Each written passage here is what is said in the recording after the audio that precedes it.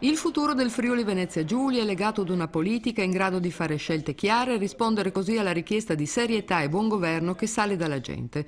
Il presidente della regione Renzo Tondo tocca questo tema al meeting annuale della CISL del Friuli Venezia Giulia a Magnano in Riviera, aperto dalla relazione del segretario regionale Giovanni Fania e concluso con l'intervento del segretario nazionale Raffaele Bonanni.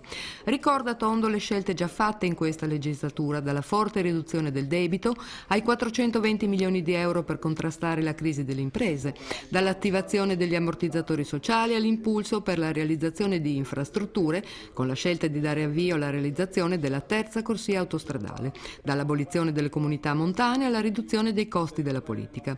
Ci sono altre scelte da fare e io, ha detto, sto mettendo alcuni sì: rigassificatore, elettrodotti, infrastrutture, riforma dell'organizzazione sanitaria. Da ogni parte si discute molto su qualsiasi argomento, ma poi bisogna saper assumere le proprie responsabilità e decidere.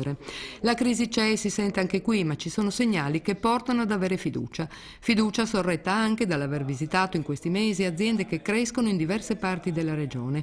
E altro segnale confortante sono le 976 domande sulla legge regionale 4. Significa, ha detto ancora il Presidente, che 976 aziende della nostra regione sono pronte ad investire e questo è un segnale di fiducia. Rimane il problema di come rispondere alle esigenze di chi resta senza lavoro.